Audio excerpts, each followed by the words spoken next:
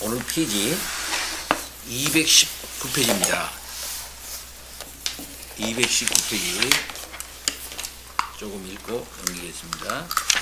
219페이지 교의학 방법론에 대해서 지금 이제 서론 부분의 마지막 부분을 지금 얘기하고 있습니다. 교의학 방법론.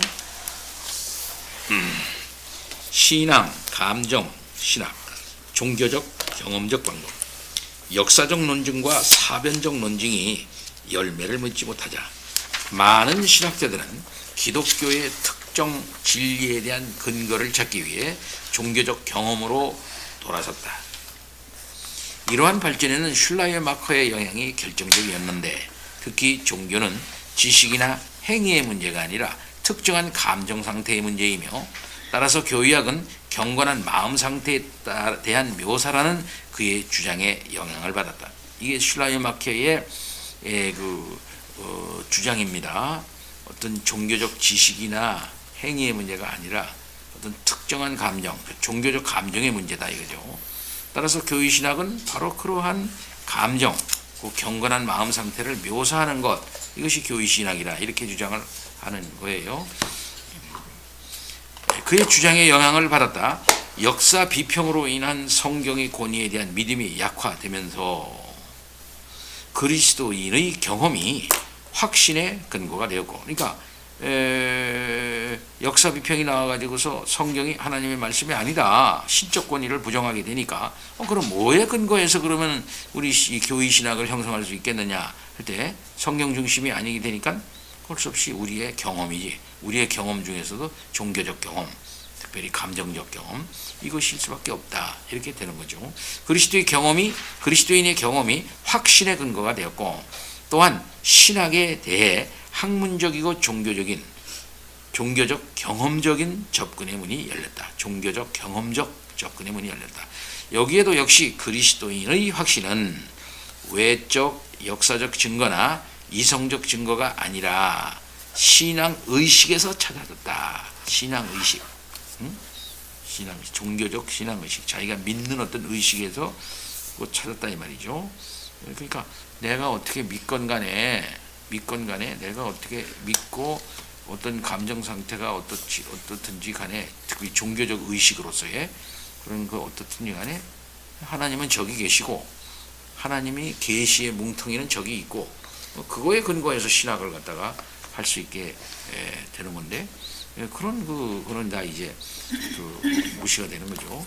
칸트가 형이상학을 배제한 이후로 이런 식으로 기독교 신학이 세속 학문 가운데서 명예로운 위상을 찾을 수 있으리라는 기대가 있었다.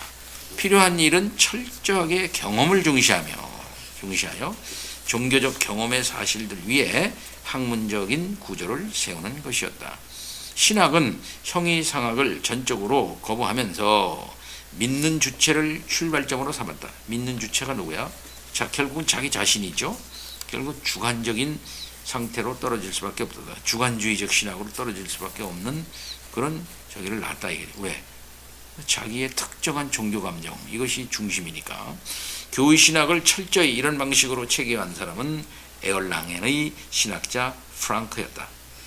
프랑크에 따르면 종교적 확신을 줄 수 있는 것은 외적 증거도 아니요, 성경, 교회, 전통의 권위도 아닌, 이거 다 내적인 것, 외적인 거로 볼 때 다 자기 밖에 있는 거죠. 성경도 자기 밖에 있는 거예요. 저기 있는 거고.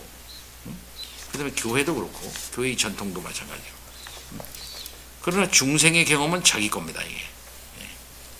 그죠? 그러니까 그걸 출발점으로 삼는다, 이게죠. 신자는 기독교 신앙의 진리 전체 내용을 그리스도 안에 있는 새로운 생명으로부터 즉각적으로 받아들일 수 있다. 그의 교의 체계는 종교적 확신의 문제에 초점을 맞춘다.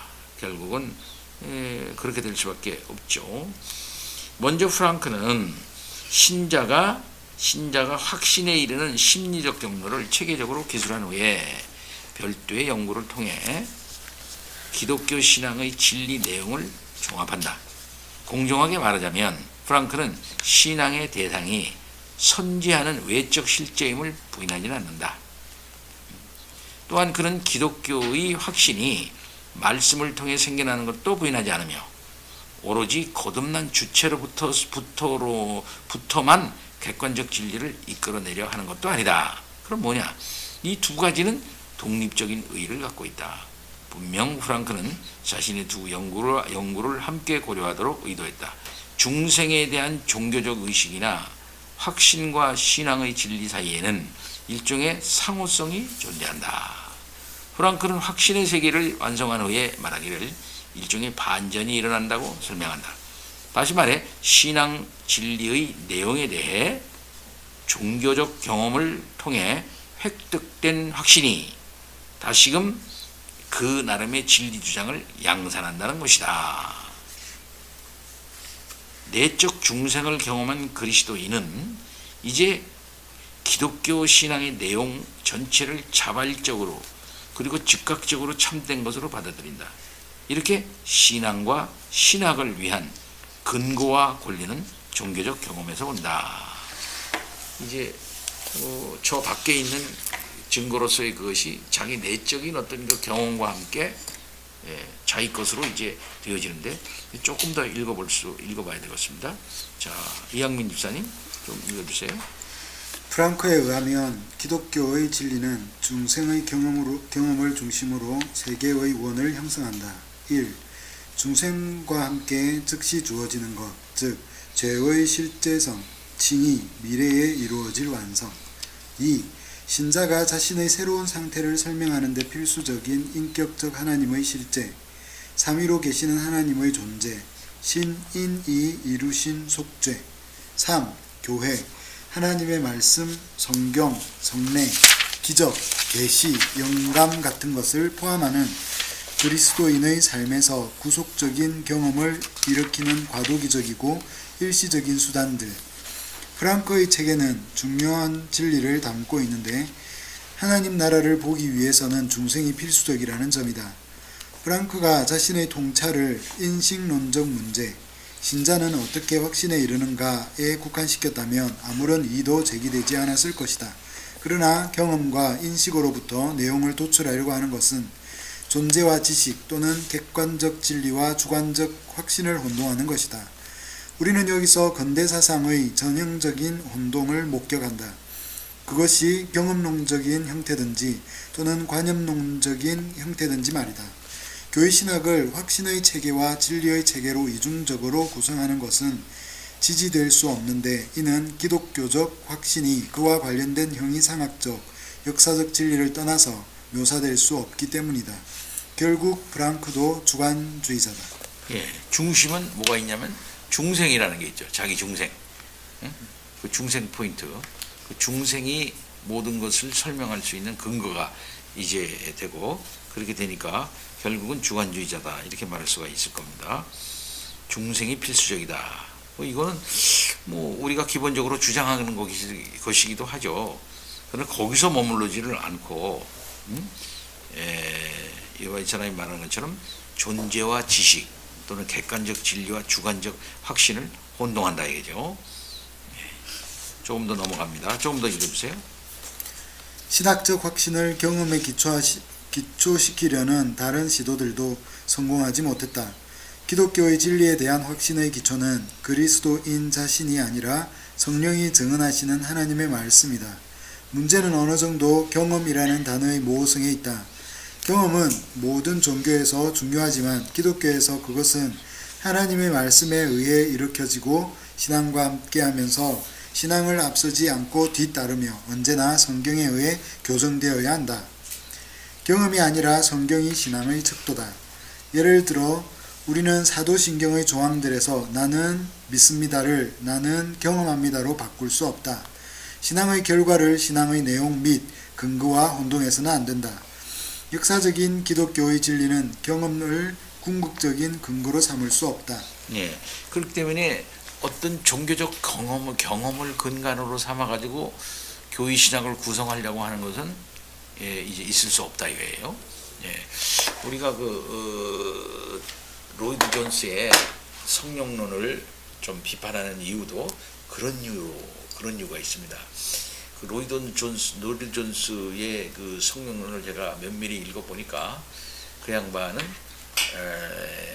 메소디스틱 칼비니스틱 메소디스트라고 할 만큼 중간 입장이에요. 오순절적인 경험론도 받아들여요. 그가 오순절적인 경험론도 받아들인다. 오순절에 있어서 오순절주의의 성령론 구성에 심각한 문제점은 어떤 것이냐면 경험을 굉장히 중요하게 생각한다는 겁니다. 경험, 곧 종교적 경험, 그러니까 저 성령 체험이라든지 이런 걸 이제 중요하게 생각하는 그런 거죠.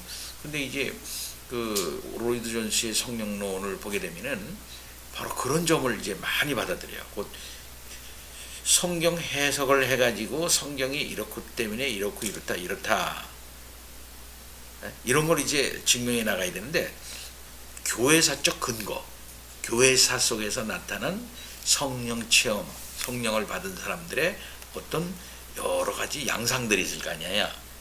뭐 이런저런 양상들, 그러니까 웨슬리의 가슴이 뜨거워지게 된 거라든지, 그다음에 이런저런 사람들이 엄청난 성령의 체험을 통해 가지고 뭔가 이렇게 한 것은 어떤 특별한 것이 아니겠느냐, 뭐 이런 여러 가지 양상들을 다 거들고 내 가지고 그래서 이게 맞는 거다 이런 식으로 구성을 해요. 그러니까는 종교적 경험, 그것이 신학에 많이 들어오는 거죠. 이게 특별히 이제 그 미국의 그 풀러 신학교에 그 맥아브란이라는 교회 그 성장 학자가 있었어요. 원래는 그 선교사 출신이에요. 근데 선교사 출신이 이제 많은 선교 현장에서 그 굉장히 많은 그 일종의 부흥 현상을 경험한 거예요. 이것은 성령의 역사다 이렇게 생각을 하고, 미국 교회, 서구 교회가 이렇게 그 침체하고 있을 때 이런 제3세계 난민이라든지 이런에서 일어난 이 엄청난 이 성령의 역사들을 잘 받아들여서 그것을 가지고서 이제 서구 교회에 충격을 준다할 것 같으면은 굉장히 그 서구 교회의 생명력이 있고 그 괜찮겠다 이렇게 해가지고서는 그렇게 받아들인 거예요. 그래서 교회 성장학이 이게 그 뜬 거예요. 그 교회 성장학, 메가브란의 교회 성장학의 그것은 성경 자체의 부흥 현상, 성경 자체가 뭐라고 말하느냐 하는데 이거보다는 현장에서 나온 거예요. 현장에서 귀납법적으로 현장에서 이렇게 된 거 가지고 이 구성을 이렇게 신학적으로 구성해 올라갔단 말입니다. 그 흐름이 누구까지 연결되면 피터 와그너까지 연결된 거예요. 피터 와그너도 사실은 뭡니까? 피터 와그너도 선교사 출신이거든요.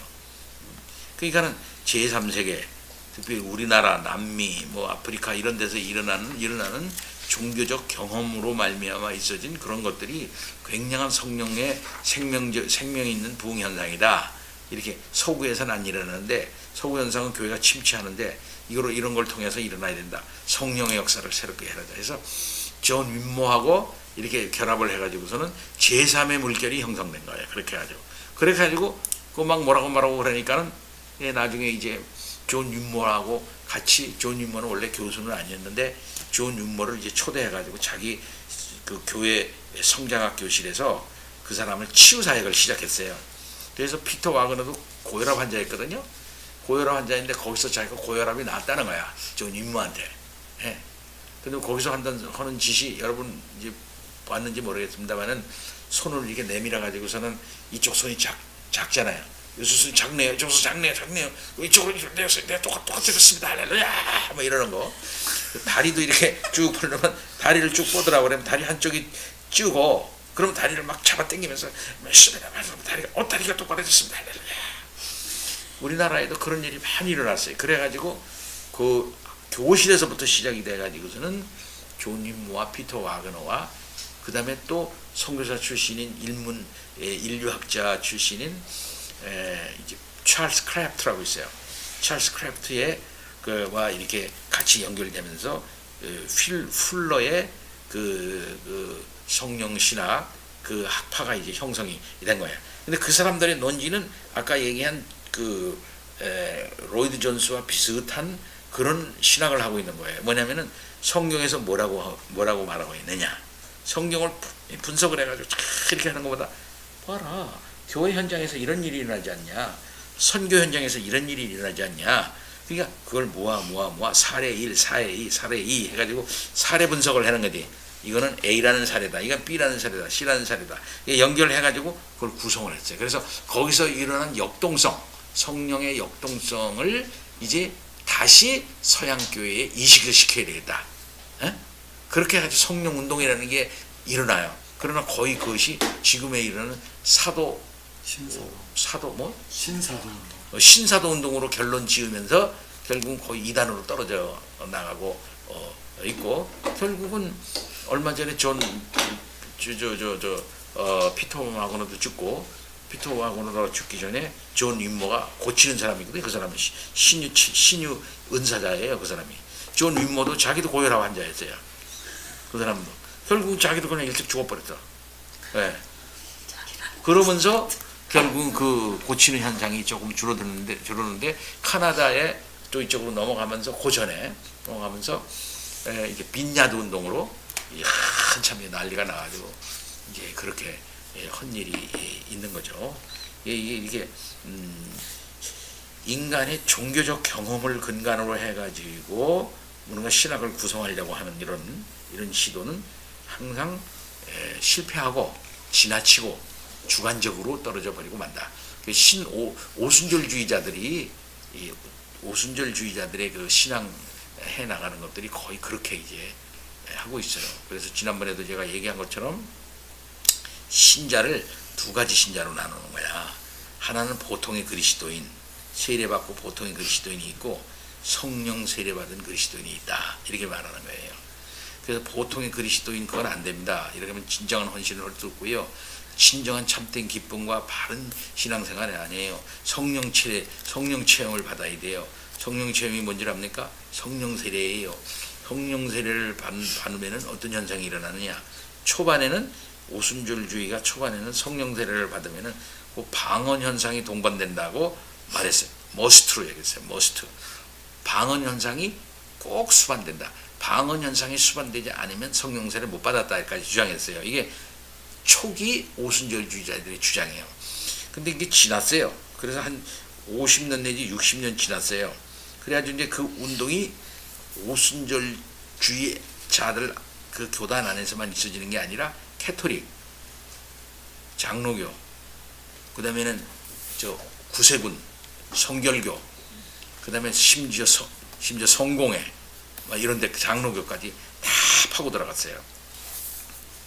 그래서 그걸 갖다 신오순절주의라 그래. 신오순절주의. 그래서 신오순절주의를 또 다른 말로 말하면 캐리스마틱 무브먼트라 그래요. 캐리스마틱 무브먼트. 이것이 1960년도에 이제 그렇게 발견이 돼요. 그러면서 60년대 이후에 전 세계 교회가 이제 그걸 추구하게 되는 거야, 주로. 근데 추구하게 될 때 성령 체험을 추구하게 돼요. 성령 체험을 추구하게 되는데, 성령 체험을 추구하게 되면은 초반기 아까 얘기한 오순절주의자들에게는 방언 현상이 동반된다 그랬거든. 근데 그때 가서 이제 의견이 바뀌어요. 약간 여기 방언 현상이 아니더라도 성령 세례를 받게 되면은 마음의 평안 현상, 마음이 평안해지고, 그 다음에 이제 호수 같은 그런 그 잔잔한 마음의 호수 같은 곳에 있는 것 같은 이런 마음, 그 다음에 떨림 현상, 막 육체가 떤다는 거예요. 진동 현상, 그 다음에는 이제 투시 현상, 투시, 보인다 이게야. 저 사람의 죄가 보인다 이게야. 보여. 저 사람의 죄가 보여. 너 지금 뭐 했지? 뭐 이런 거. 아니면 딱 니네 남편이 지금 저 광주에서 지금 다른 여자 만나고 있어. 그것도 모르면서. 뭐 이런 현상, 천리한 현상, 이런 현상, 진동 투시, 이런 현상이 발생한다. 그 다음에는 굉장한 기쁨 현상, 환희 현상, 이런 게 발생한다. 그런 현상이 발생하게 될 때 성령 체례, 보통 체험 같지가 않는 그런 현상이 발생한다. 이런 현상이 경험한 사람이 진짜 어떤 면에서는 성령 세례 받은 사람이고, 그런 사람이 이미 정말 주님을 위해서 헌신할 수 있고 엄청난 주의 역사를 감당할 수 있게 된다 해가지고, 이게 이런 신자가 있고 보통 신자가 있고 그다음에 그런 성령 체험 받은 신자가 따로 있는 거예요. 그러니까 신자를 두 개로 구분하고 이게 이 신분도 두 개로 이렇게 구분해요. 그건 지금도 똑같아요. 그거는 변하지 않았어요. 그건 로이드 존스도 똑같아. 그거는. 그래서 그런 식의 로이드 존스의 성령론은 문제가 있다 하고 우리는 이제 보고 있는 거예요. 그러니까 교회 신학 방법론에 있어서도 하나님의 말씀이 신적인 하나님의 말씀이다. 내가 어떻게 생각하든 간에 적이 있다 이거지. 저기 저 밖에 그것이 기준이 된다 이거지. 나의 기준, 내가 어떤 체험을 했느냐 안 했느냐 이게 기준이 아니라 적이 있는 내 밖에 있는 외적 증거가 우리 교회 신학의 확실한 근거다 이렇게 일단은 인정해야 되거든요. 근데 그것이 어떻든지 간에 내가 경험하지 않으면, 내가 그것이 심적으로 확실하게 경험하지 않으면 그것은 어떤 뚜렷한 그 어떤 그 신학 구성에 어떤 그 근거가 될 수가 없는 것이다라고 생각하는 건 심각한 문제가 있는 것이죠. 그러니까 저 밖에 관심을 갖는 게 아니라 자기 내면에 관심을 자꾸 갖는다 이 말이에요. 내면에. 결국은 그러다 보니까 주관주의로 떨어질 수밖에 없는 그런 어떤 문제를 갖게 되는 것이죠. 그 다음에 계속해서 조금 더 읽어보세요. 물론 종교적 경험의 중요성을 무시하는 것은 잘못이다. 종교적 경험을 경건과 분리할 수 없는데 우리는 성경 전체, 특별히 시편에서 종교적 경험을 묘사하는 고전적 표현들을 발견할 수 있다. 경험에 호소하는 일에는 주의가 필요한데 이는 위대한 영적 저자들이 잘 알고 있었듯이 그런 호소가 온갖 취약점을 내포하고 있어서 우리를 정서적으로 치켜 세우기도 하고 추락시키기도 하기 때문이다. 경험 자체로는 충분치 않으며 하나님의 말씀으로 계속해서 교정되어야 한다. 예, 그렇게 되어야 한다 이거죠. 경험 자체를 상대화해야 돼. 무엇에? 하나님의 말씀에 입각해서 상대화시켜야 돼. 자꾸 계속. 우리의 정서적 삶을 위해서도 성경이 척도가 되어서 우리가 무엇을 경험해야 할지 알려준다. 한 가지 덧붙이자면 우리가 한때 경험에 호소할 수는 있지만 그 경험이 우리에게 가르쳐주는 사실은 기독교에 관한 역사적 사실과 진리를 그런 식으로 깨닫고 수용한 사람이 아무도 없다는 것이다. 경험은 그런 점을 감당할 수 없다. 역사적 기독교의 진리는 경험을 궁극적 근거로 삼을 수 없다. 기독교의 역사적 사실들, 성육신, 십자가 죽음, 부활, 승천, 오순절 성령 강림도 하나님에 대한 일반적인 감각과 양심의 확신이 할 수 있는 것처럼 직접 경험될 수 있는 것이 아니다. 게다가 종교적 경험은 주관적이고 개인적인 원리여서 온갖 종교에 대한 독단의 문을 열어주고 사실상 무정부주의를 왕좌에 앉힌다. 종교는 사적인 것이라면서 말이다. 그러나 성경은 이렇게 말한다. 마땅히 율법과 증거의 말씀을 따를지니 그들이 말하는 바가 이 말씀에 맞지 아니하면 그들이 정녕 아침빛을 보지 못하고. 예, 결국은 자칫 잘못하면 그냥 그대로 놔두면 주관적이고 개인적인 것이 되고 독단에 빠져버리고 결국 자기 멋대로 한다 이게요. 어느 누구에도 순종하지를 않는다 이겁니다. 이 한국 교회가 그런 면이 많죠. 응? 심지어 이제 극단적인 경우는 이런 경우가 있습니다. 뭐냐면은 은혜관이 잘못되어 있단 말이에요. 은혜관. 응? 그 은혜관은 뭐냐 같으면은 하나님의 말씀이 하나님의 공적인 하나님의 말씀이 강단에서 그러니까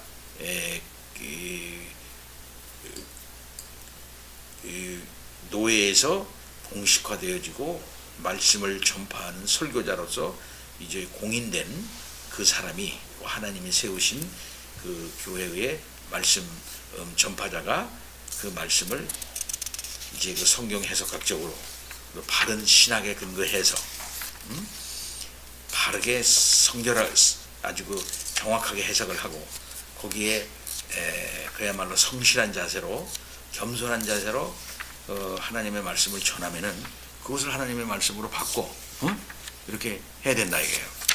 근데 어떻게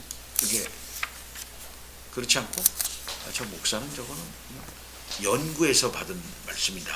연구해가지고 저 사람이 가지고 있는 노력과 연구, 이성의 산물로 나온 것이다. 저거는 뭐 하나님이 직접 주신 게 아니다. 나는 기도하면 직접 하나님 말씀 주시는데 그게 더 귀하단 말이야. 그러니까 예배 끝난 다음에 절로 가서 직접 하나님의 말씀 받읍시다. 후집회를 한단 말이야, 이런 사람들은. 그래서 자기네끼리 모여가지고 공식적으로 우리가 교회의 교인이니까 그 목사가 주도하는 공식적인 교회에서 예배를 드리고, 그다음에 끝난 다음에 화요일이나 목요일쯤 우리 집에서 모여가지고서는 은사자를 초대를, 은사자. 그 은사자는 누구냐면 직접 하나님의 말씀을 듣는 사람이다, 이게. 직접 하나님의 말씀을 듣는 사람이에요. 그 직접 하나님의 말씀을 듣는 사람한테 직접 우리가 하나님의 말씀을 듣자. 이 후집회를 해, 후집회. 예. 예. 그러니까 권위를 거기다 둔다고요. 교회의 공식 전파자에게 하나님의 말씀을 듣는 그런 저기를 하지를 않고 그렇게 한다. 버릇이 그렇게 들었어요. 종교적, 그러니까 이것은 자기에게 있는 종교적 경험을 갖다가 아주 굉장히 중요하게 생각하고, 그런 종교적 경험이 같은 동질, 그 동질 집단을 형성해 가지고서는 초월적인 세계에 들어가는 거야. 그래서 중간에 은사자를 중간에 두고 하나님의 말씀을 그렇게 들어요. 그래서 교회에서 목사가 하는 거는, 이거는 연구에서 된 거니까 쌩쌩하지 않고 권위가 없고, 저거는 생명력이 없는 거고, 이건 성령의 역사하고 관계가 없는 거야. 메말랐어, 이거는. 그때마다 하나님께서 쌩쌩하게 주시는 말씀이다. 얘야. 그러고 난 다음에 이제 바구니 하나씩 다 그 사람이 말씀 좀 보고 난 다음에 마태복음 1장 14절, 데살로니가서 2장 몇 절, 적은 쪽지를 갖다가 다 하나씩 가지고 가. 이게 다 여러분이 각자 해주는 하나님의 말씀이야. 미션이다. 하나 가져가지고 가. 그 말씀. 범사에 감사하라. 이것이 하나님의 뜻이니라. 이거 하나님의 뜻이구나. 범사에 감사해구나. 그 다음부터 계속 매주일 감사헌금이 올라와. 범사에 감사하라 되니까. 범사에 감사. 왜? 하나님 말씀 들었다 이게 자기가. 제가 이거는 직접 본 거예요. 1년 중 하나님께서 나에게 주신 말씀이다. 그것만 그냥 직접. 제비 뽑아. 그리고 그 말씀을 얼마나 순종하는지 몰라요. 왜? 하나님 자기 직접 말씀하신 거라고. 그런데 교회에서 목사님이 성경 말씀을 잘 해석해가지고 하나님의 말씀입니다. 순종하십시오. 그 사람은 연구해서 든 게 무슨 하나님의 말씀이야. 그거는 성령께서 다 한 게 아니고 쌩쌩한 하나님의 살아있는 말씀, 은사자를 통해서 주신 말씀, 그거를 받는단 말이죠. 심각한 거예요. 그러니까 교회 신학의 근거를 어디에다 둘 것이냐 하는 게 중요한 거지. 어디 신학에. 결국 자기가 가지고 있는 종교적 확신 거기에 둔다 할 때는 결국 주관적으로 이게 바뀔 수밖에 없는 것이고, 결국은 무정부 상태에 떨어지고 마는 것이다 이 말이죠. 오늘 한국 교회의 이 무질서는 제가 보기엔 이 한마디 말해서 성경관, 성경관, 곧 하나님의 말씀이 뭐냐, 뭐가 하나님의 말씀이냐 하는 거. 그 다음에 은혜관, 성경관, 계시관, 그 다음에 은혜관, 이게 다 잘못됐기 때문에 문제가 생긴 거다 이렇게 말할 수가 있어요. 그리고 걸핏하면 목사들도 설교하다가 자기 경험 얘기해. 내가 옛날에 기도할 때, 내가 기도해 보니까, 내가 옛날에 은혜 받을 때, 이렇게. 그럼 교인들이 성경 말씀을 가지고 이렇게 설교하고 그럴 때는 다 졸다가, 여러분 제가 옛날에 은혜 받을 때 말입니다. 성령께서 나를 붙잡아 왔는데요. 그냥 몸이 그냥 푹 올라가는 듯 하면서 막 그냥 붕붕 뛰면서 말이죠. 와, 몸이 가뿐해지면서 말이죠. 정말 좋긴 좋습니다. 찬송이 하루 종일 24시간을 찬송을 불렀는데도요, 지루하지 않고요, 마룻바닥을 치면서 기도를 해보니까, 눈 떠보니까 새벽입니다. 밤새 언제 갔는지 몰라요. 한 7, 8시간을 기도를 했는데 그렇게 빨리 기도하고. 은혜는 그런 거예요, 여러분. 그러니까 그때 그런 얘기하면 눈이 똑똑하죠. 이렇게 이게 지금 심각한 문제라 아닐 수 없어요.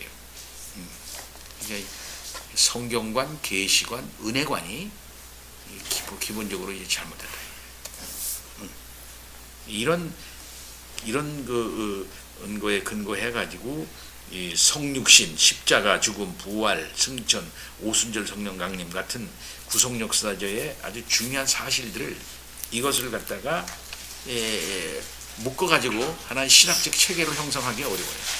그러면 할 수가 없죠. 조금 더 읽어주세요, 주사님. 신앙, 도덕, 신학, 윤리적 심리학적 방법. 윤리적 심리학적 방법은 바로 앞에서 언급된 슐라이마흐와 프랑크의 종교적 경험적 방법과 여러모로 일치하면서도 칸트와 더욱 밀접하게 관련되어 있으며 감정적 경험보다는 윤리적 자기주장을 더 많이 강조한다. 여기서 기독교는 감정이나 교리 또는 역사적 사실이 아니라 인간의 의식에 호소하는 종교적 윤리적 힘이다. 이 견해에 따르면 실천 이성에 의해 하나님의 존재, 자유, 불멸을 합리적으로 추론하는 것은 가능하다. 여기에는 인간이 선행하는 도덕적 상태, 선을 추구하는 성향, 구원의 필요성, 불만족에 대한 느낌 등을 가지고 있다는 이해가 전제되어 있다. 이런 사람이 기독교와 조우할 때 그들의 양심에는 논증과 증거 없이도 기독교가 신적 진리라는 인상이 주어진다. 왜냐하면 기독교는 그들의 종교적, 윤리적 필요를 만족시키고 그들의 고상하고 높은 열망에 부합하며 그들로 자기 자신과 화해하게 하고 그들을 죄책과 죄의 짐에서 해방시키고 그들에게 평화와 위로와 행복을 줄 뿐만 아니라 이 모든 것을 통해 스스로가 하나님의 능력과 지혜라는 것을 증명하기 때문이다. 기독교 신앙이 인간의 도덕성에 부합한다거나 또는 다른 종교보다 더 우월하다는 입장은 변증가들에게까지 거슬러 올라간다. 우리는 테르툴리아누스에게서도 그런 모습을 발견할 수 있는데 그는 영혼이 부지불식간에 그리스도에 대해 증언한다고 호소한다. 다른 이들은 이교도들에게서 발견되는 선한 것을 가리킬 때 이 논글을 사용한다. 그들은 기독교를 참된 철학으로 간주한다. 올바른 말은 그것이 누구의 것이든 상관없이 우리 그리스도인의 것이다. 이와 유사하게 둔스 스코투스도 그의 명제집 머릿말의 계시 내용의 합리성, 그 도덕적 영향, 인간이 본래 그들의 운명에 이르는데 필요한 계시의 충족성을 지적한다. 심지어 루소도 에밀에서 예수의 삶과 가르침을 칭송하지 않을 수 없었다. 소크라테스의 삶과 죽음이 현자의 것이었다면 예수의 삶과 죽음은 하나님의 것이었다. 근대에 이르러 도덕적 논증의 중요성이 증대된 데는 철학자 임마누엘 칸트의 역할이 상당히 컸다. 칸트의 철학 체계에 따르면 인간의 지식에는 두 원천, 즉 사물에 대한 감각과 우리가 가진 지식의 형식에 대한 지성이 있다. 그 위에 이성, 곧 순수 이성이 있는데 여기서 선험적 종합의 원리는 이성이 조건적인 것에서 무조건적인 것으로 상승한다는 것이다. 이런 특성으로 인해 이론 이성은 관념들의 원리들을 형성하는데 그것은 절대적이고 무조건적이고 초월적이다. 여기 이론적 이상이라고 말하는 것이 칸트가 말하는 순수 이성이에요. 순수 이성. 순수 이성.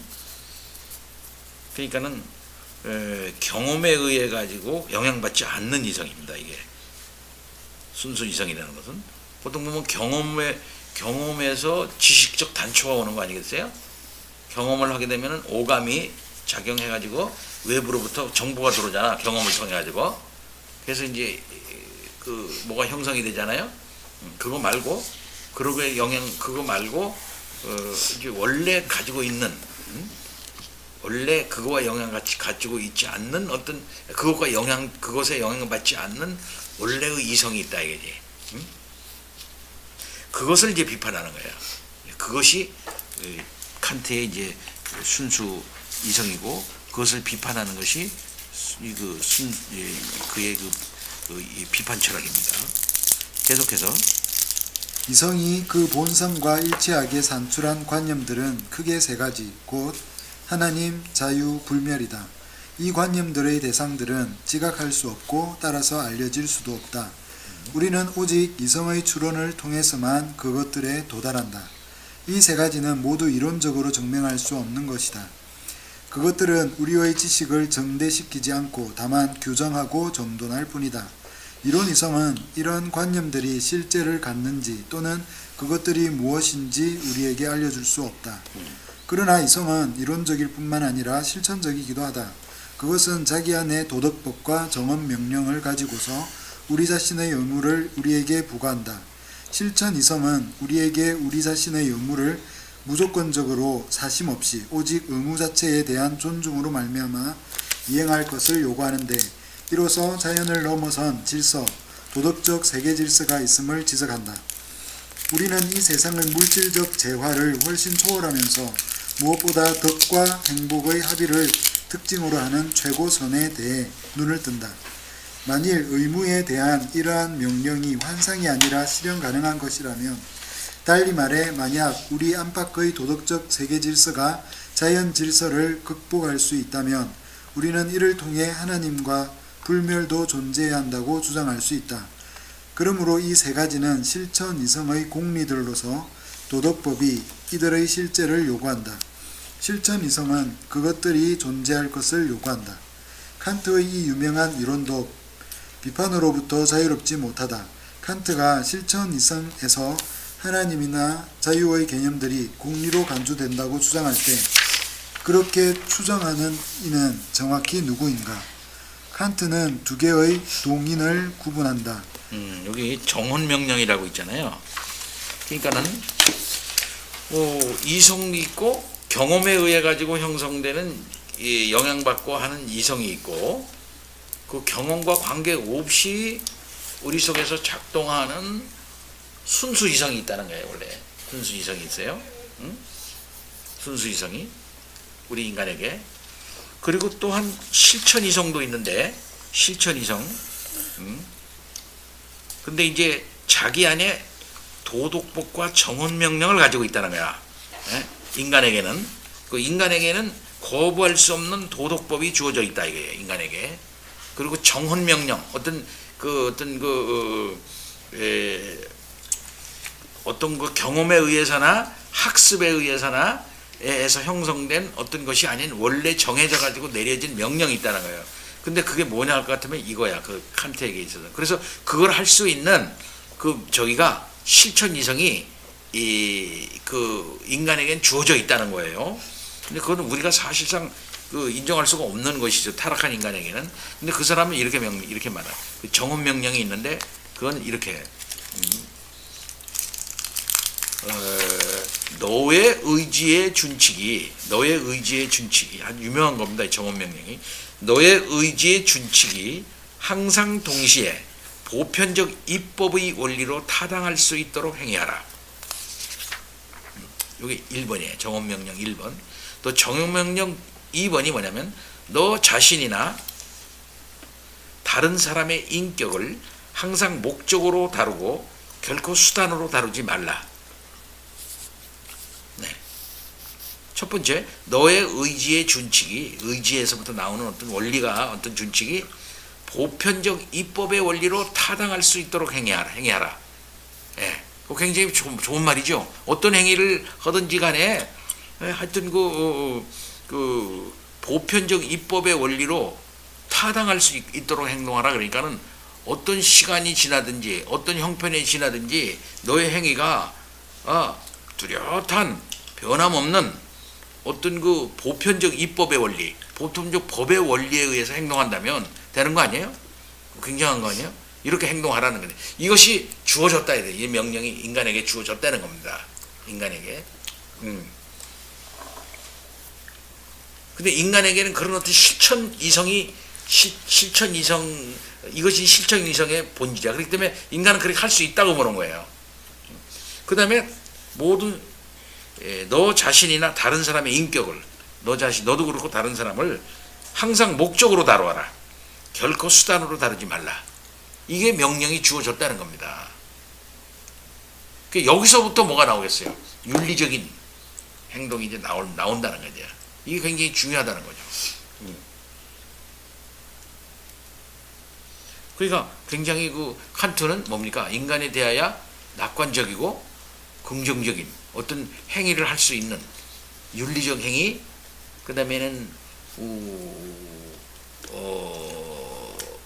그런 어떤 최고 선을 향해 나갈 수 있는 윤리적인 행동 주체로서의 그걸 할 수 있는 존재라고 하는 사실을 인정한 거예요. 어느 정도는 있어도 그렇게 다. 근데 어느 정도 그냥 완전히 타락한 인간은 아니니까 일반적으로 그렇게 할 수는 있으나 우리는 어떻게 봅니까? 하나님께서 법을 주어지긴 주어졌지만 그것은 인간은 스스로 그것을 스스로 깨달을 수도 없고 그것을 행동할 수도 없죠. 알 수도 없고 인식할 수도 없고 그렇기 때문에 행동할 수가 없다고 보는 거죠. 전적인 무능력자라고 보는 거죠. 그리고 그것을 갖다가 스스로 발견할 수 있다고 보지도 않는 거예요. 스스로 발견할 수 있고 곧 하나님의 계시와 하나님의 적극적 개입으로 인해 가지고 성령의 역사로 이게 되지 않고서는 하나님이 우리들에게 심어 놓으신 어떤 원리로서의 하나님의 형상 발휘 그걸 할 수가 없다고 보는 거죠. 조금 더 읽어봅시다. 칸트는 두 개의 동인을 구분한다. 하나는 도덕 명령의 의무를 지고 있으며 다른 하나는 추론에 의해 그로부터 관념들의 존재를 도출한다. 두 번째 경우에는 실천 이성 자체가 논리적 추론에 관여하여 이론적 성격을 띠게 된다. 더 중대한 또 다른 반대가 있다. 이론 이성이나 실천 이성은 무엇을 토대로 이러한 관념들의 존재를 유추할 수 있다는 것인가? 칸트는 이러한 결론이 모든 이성적 존재에게는 필연적이라고 주장한다. 달리 말하자면 자유, 하나님, 불멸의 존재에 대한 가정은 도덕법의 존재만큼이나 필연적이고 따라서 칸트는 무엇보다 도덕법이 실현되려면 이 세 관념이 실제하는 것으로 가정해야 한다고 주장한다. 그러나 만약 이것이 칸트의 견해라면 여기서 우리가 다루고 있는 것은 심리적으로 중재된 공리가 아니라 객관적이고 논리적인 공리들이고 따라서 다음과 같은 의문을 제기할 수 있다. 그렇다면 어떤 이유에서 이런 논리적 공리가 지식의 문제나 이론 이성의 요소가 아니라는 것인가? 어째서 칸트는 이런 지식이 단지 실천적일 뿐이라고 주장하는가? 다른 곳에서 칸트는 도덕적 신앙이 심리적 도덕적 근거들 위해서 참된 것으로 여겨진다고 공언한다. 따라서 이 도덕적 신앙은 그것은 틀림없다 라고 말하지 않고 나는 윤리적으로 확신한다 라고 말한다. 그것은 도덕적 확신이라는 전제에 의존한다. 이와 유사하게 칸트는 실천 이성 비판에서 다음과 같이 주장한다. 온전한 사람은 이렇게 말할 것이다. 나는 신이 존재하기를 원한다. 나는 그 누구도 이 신앙을 내게서 빼앗아 가도록 하지 않을 것이다. 내 도덕적 관심이 하나님의 존재를 요구한다. 도덕적 신앙은 명령이 아니다. 명령된 신앙이라는 것은 모순이다. 의무감은 객관적이며 도덕적으로 행동하고 행복해지기 위한 능력도 마찬가지다. 그러나 미덕과 행복을 연결하는 것이 인격적 신에 의한 것인지 아니면 본성의 결합에 의한 것인지를 우리는 알지 못한다. 도덕적 관심이 여기서 결정적 요인이다. 그것은 우리의 선택 능력 안에 있으나 실천 이성은 세계의 지혜로운 창조자에 대한 신앙을 지지하는 결정을 내린다. 우리는 실제로 칸트에게서 이중 목적을 포착할 수 있다. 그는 한편으로 신앙의 합리성을 다른 한편으로 신앙의 자유를 견지하려고 한다. 자유, 하나님, 불멸에 대한 믿음은 모든 사람이 가지고 있는 실천 이성에 의해 자명한 것으로 전제된다는 점에서 객관적이지만 그럼에도 그것은 개인의 도덕적 성향에 달려있다. 예, 좀 이해하기가 조금 좀 무슨 말을 하는지 좀 팍 들어오진 않죠. 그러나 이 칸트에게 있어서는 인간에게는 도덕적 실천 능력이 있다고 보는 거예요. 사실은. 그리고 도덕적인 그런 차원 안에서 신의 그 그 뜻을 구현해낼 수 있다는 전제를, 낙관적 전제를 가지고 있는 것입니다. 예. 그래서 이 자유, 하나님, 불멸에 대한 믿음은 모든 사람이 가지고 있는 실천 이성에 의해 자명한 것으로 전제된다는 점에서 객관적이지만, 그럼에도 그것은 개인의 도덕적 성향에 달려있다.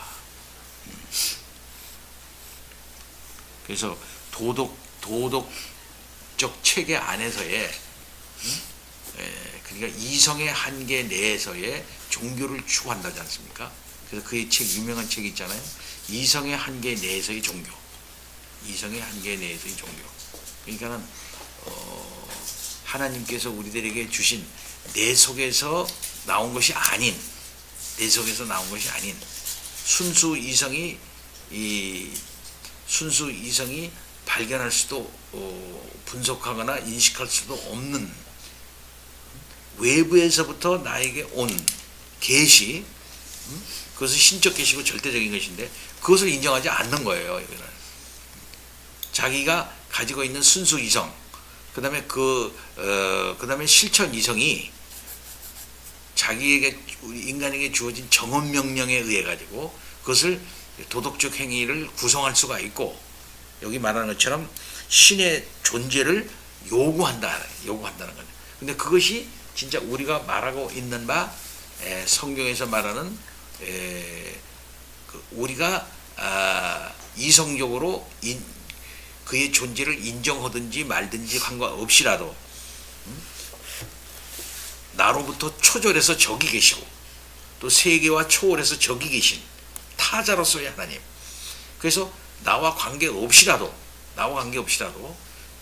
인간이 어떤 이성을 가지고 판단을 하든지 말든지에 관계없이라도 적이 계시며 자존하시고 독자적으로 존재하고 계시는 그 하나님, 그 인격적인 하나님을 전제하지 않는 거예요. 이거는요.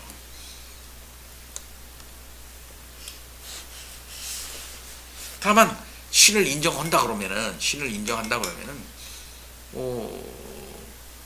그 도덕적인 그런 의지, 도덕적인 실천 이성의 그 근거로서의 그런 어떤 신이 요구가 되는 것뿐이죠.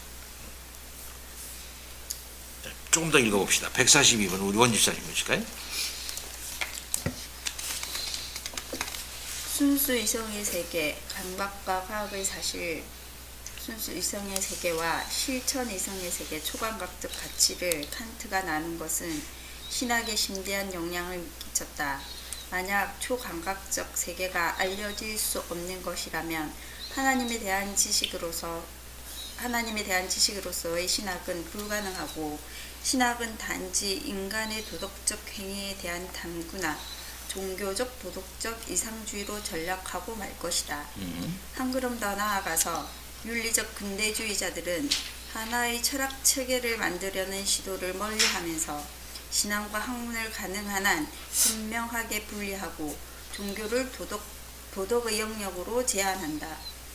그들에게 종교란 도덕적 이상주의, 도덕적 이상에 대한 헌신, 선의 능력에 대한 믿음인데, 이 능력은 객관적인 실제를 가지고 있을 수도 있고 인간 정신의 개념에 불과한 것일 수도 있다.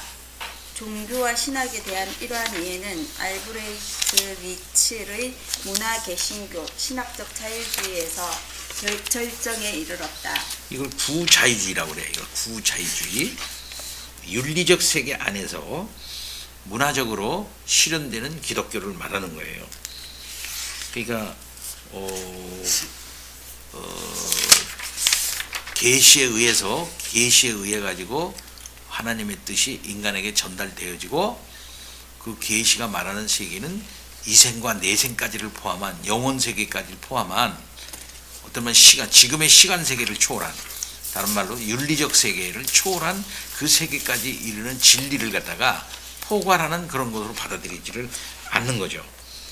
그래서 이 세계 속에서 윤리적 결단을 통해서 세계를 더 좀 도덕적인 고양, 도덕적으로 좀 이렇게 아주 고급한 상태로 만드는 것, 이런 정도, 그런 정도가 기독교가 할 일이다. 이런 정도로 생각하는 거죠. 예. 계속해서 리츠에게 종교와 신학은 자연과 법칙의 세계가 아니라 영과 자유의 세계에 속한다.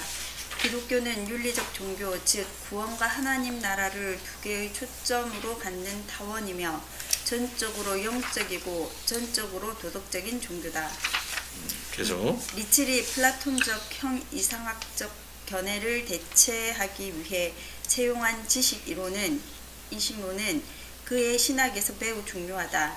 만일 그것이 단지 우리는 지각의 도움 없이 사변과 추론만으로는 사물들을 알 수 없다는 것을 의미할 뿐이라면 그것은 오히려 무해했을 것이다. 문제가 되는 것은 사물이 그 드러난 모습과 완전히 일치하고 그 속에 남김없이 현존한다는 것이 그의 견해라는 인상을 강하게 받는다는 점이다. 리첼은 한 번도 이 점에 대해 적절한 반박을 하지 않았다.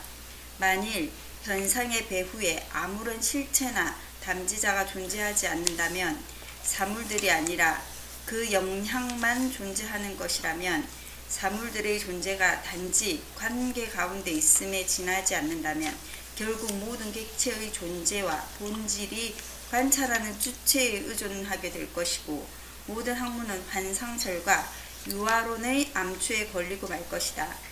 종교의 전제를 실천적 도덕 경험에 두는 것 자체가 바로 결함인데, 이는 그것이 우리가 경험하는 순서와 반대되기 때문이다.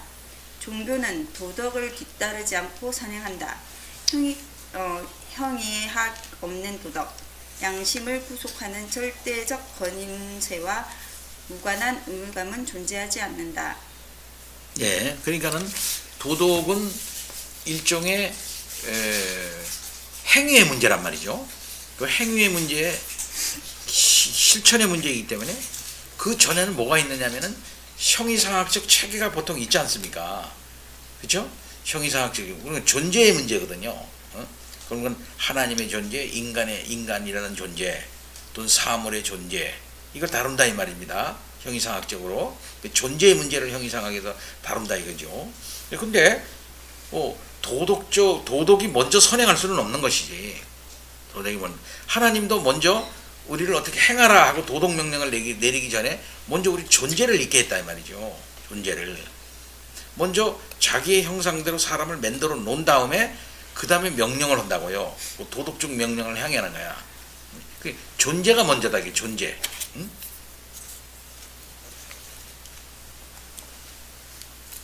근데 여기에서는 하나님과 인간, 세계, 이것을 이제 성경에 있는 대로 그렇게 확실하게 이게 얘기하지 않고 그들이 생각하는 이것은 이 세계, 보이는 세계, 존재하는 이 가시적 세계에서 가시적 세계, 그걸 윤리적 세계, 현상 세계라고 그러거든요. 이 현상 세계 안에서 어떻게 하면은 도덕을 고양할까? 예? 어떻게 하면 그 가장 인간다운 인간성, 도덕성을 갖다가 최고로 높일까 하는 여기에 이제 관심을 둔다 이거죠. 그래서 이 세계의 인격성이라든지 이 세계 속에서 어떻게 윤리적일 수 있겠는가 하는 이런 문제. 그래서 이 세계를 갖다가 어떻게 구조적으로 변경시킬 수 있겠는가 하는 문제까지 이제 나가요 이 사람들은요. 그래서 결국은 윤리학이 돼버리고 만단 말이에요. 결국은 기독교를 윤리학으로 이게 떨어뜨려 버리고 말아요. 이게 구자유주의의 이제 문제예요. 구자유주의의 문제. 근데 마지막에 이제 자유주의의 신자유주의가 온다고 오는데 이거는 뭐냐면은 하나님의 나라론이 이제 그걸 갖다 박살을 내버리는 거예요. 하나님의 나라가 도래한다. 하나님의 나라가 도래한다 이거지. 이게 도래하는데 이 도래는 뭐냐 같으면 윤리적 세계, 현상 세계, 윤리고 이걸 다루는 사람들은 요 자체 내에서 세계에서만 얘기하는 거죠. 자기네들의 결단, 자기네들의 뭐 요것만 다루는 거죠. 근데 하나님의 나라론이 그 신자유주의에서 이제 나오면서 이걸 뭐냐면 도래한다고 보는 거거든요. 신의 나라가 도래한다. 도래한다는 것은 이 자체 내에서 배태해가지고 나오는 게 아니고 어떤 식으로든지 신의 나라가 이제 이 땅에서 내려온다고 하는 거 보니까 그것은 외부 세계에서 이런 윤리적 세계, 현상 세계로 들어온다는 의미거든요. 그렇기 때문에 이제 이걸로 인해 가지고 신자유, 구자유주의가 완전히 깨져버려요. 완전히 깨져버려요. 자, 그러면은 이제 조금 더 넘어갑니다. 리틀이 종교를 알기 원하는 사람은 자신의 입장을 종교 안에 두어야 한다고 역설했던 점은 우리가 긍정적으로 받아들여야 할 것이다. 기독교 신앙과 무관한 자연신학을 미리 구성하고 그것을 자기 신학의 출발점으로 삼는 것은 잘못이다. 종교는 그 자체의 고유한 특징을 가지고 있으며 결코 자연에 대한 학문적 탐구의 산물이 아니다. 더욱이 그것은 항상 실증적이고 고유한 원천을 갖고 있으며 또한 계시의 산물이다. 따라서 종교에 대해 알고자 하는 사람은 계시의 범위 안에 자신의 입장을 두어야 한다. 신학적 지식을 얻는 과정에서 신앙에게 주어진 역할이 설사 그것이 주관적이라 하더라도 있다는 점을 인정하는 것이 대단히 중요하다. 우리는 리틀에게서 발견되는 이런 강조점을 기꺼이 인정한다. 앞에서도 이 점에 대해서는 그런 입장을 취해왔다. 하지만 우리의 인정과는 별개로 몇 가지 치명적인 오류들을 언급할 필요가 있다. 리틀은 기독교를 그리스도의 인격과 결부시키지만 여기서 그리스도는 교회의 교리가 제시하는 의미로서가 아니라 자신의 인격에 대한 신자들의 경험을 통해 그들에게 하나님을 계시하는 분으로 이해되었다. 한 개인이 신앙에 이르는 방식이 바로 이런 것이며 리틀의 권위가 발휘되는 자리가 바로 여기다. 강한 도덕의식을 갖고 있으며 도덕적 욕구를 느끼고 도덕적인 이상에 목말라 하고 따라서 하나님을 추구하는 사람, 그러한 사람은 예수에 대한 복음서들의 묘사를 대면할 때 반박할 수 없다. 그리스도의 인격이 우리에게 남기는 인상, 복음으로부터 우리의 마음에 흘러 들어오는 능력, 수치와 기쁨에 대한 도덕적 경험, 하나님 나라의 이상에 상응하는 우리의 필요와 요구, 이런 것들이 리틀과 그의 추종자들에게는 그리스도의 인격과 삶에 나타난 계시의 참됨을 증명하는 최종적 근거인 것처럼 보인다. 종교는 삶이다. 주관적 종교가 1차적이고 중심적이며 그것이 객관적 종교의 심장을 이룬다. 하지만 여기서 그리스도의 인격은 누구를 가리키는가? 우리의 신앙의 근거이며 우리의 도덕적 스승과 인도자로서 결정적인 중요성을 가진 그는 대체 누구인가? 그는 교회에 의해 고백된 분이 아니라 복음서에 대한 역사 비평 연구의 전문가들에 의해 묘사된 존재라는 것이 밝혀진다. 리틀의 계승자들은 역사의 예수와 신앙의 그리스도 사이에 긴장관계를 조성하는데 그들은 예수의 이미지에서 신앙을 산출해내는 것이 정확히 무엇인지 그리고 이런 일이 어떻게 발생하는 것인지에 대해 논쟁을 벌임으로써 절대 해결될 수 없는 갈등에 직면하게 된다. 그것은 그의 내적 생명이나 도덕적 행위인가 아니면 하르낙이 제안한 것처럼 인간에게 하나님 나라의 도덕적 파트너로서의 가치를 부여하는 성부 하나님과 인간의 영혼 사이의 관계인가? 만일 하르낙의 제안을 따른다면 성자가 아니라 오직 성부만이 예수가 선포하신 복음에 속하는 셈이다. 어떻게 이해되든지 간에 리틀 학파에서 신앙의 내용이 종교적 윤리적 차원에 국한되었다는 것은 명백하다.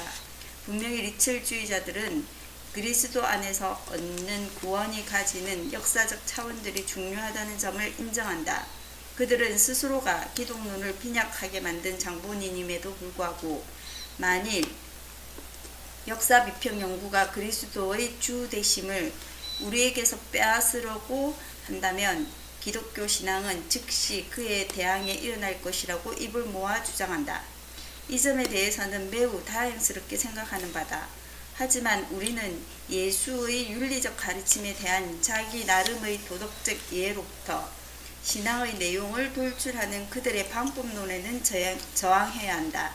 우리는 그리스도가 친히 지상에 세우신 자기의 몸인 교회의 신앙을 벗어나서는 이것을 충실하게 수행할 수 없다. 도덕적 그리스도, 복음서에 나타난 도덕적 그리스도를 중심으로 해서 신학을 구성한다 이 말이죠. 이 밑줄에 이게 심각한 문제예요, 사실은. 그러니까 특별히 아까 얘기한 역사적 예수와 신앙의 예수를 구별하는 거예요. 거기에 갈등이 있다고 보는 거예요. 그러면은 우리는 알다시피 바울의 그 복음서에서 바울 신학에서 나타나고 있는 바다를 본다고 같으면은 역사적 예수와 신앙의 예수가 어떻게 됩니까? 거기 갈등이 있어요? 일치하죠. 일치합니다. 그러면은 그 역사적 예수 연구라 그래가지고 서양에서 역사적 예수 연구가 굉장히 활발하게 이루어지고 있었는데 그 역사적 예수 연구는 뭐냐 그러면 복음서 비평에서부터 시작하고 있는 거거든요. 과연 역사적 예수가 진짜 어떤 모습이었는가 하는 실제 그 모습을 찾아보자고 연구에 들어가는 거예요. 연구에 들어갈 때 그렇다면은 복음서가 갖고 있는 그 자료, 복음서가 정말 믿을 만한 책이냐 이것부터 생각할 거 아니에요, 그 사람들은. 그러니까 역사 비평적인 방법을 사용할 수밖에 없는 것이죠. 그러니까 지금에 있는 마태, 마가, 누가, 요한복음을 그들은 거기서 뺄 게 너무 많다고 보는 거죠. 가미된 게 너무 많다고 보는 거죠. 그러니까 신앙의 예수의 관점으로 각색되어진 그것이 복음서에 많이 들어있다 이렇게 보는 거죠. 왜 그러면 신앙의 예수니까 저기에 있는 바로 그 역사적 예수 저기에 있는 나사렛 예수라고 하는 어떤 사나이가 역사에 있었던 예수인데 그에 대해서 초대교회가 늘 제가 얘기하는 것처럼 그것을 해석을 한다 이거입니다. 신학화한다 이거죠. 저 예수는 그리스도야. 저 예수는 하나님의 아들이야. 저 예수는 정말 제2 하나님이야. 이거 다 뭐냐면 신학이다 이거죠. 이거 신앙의 예수야 이거는.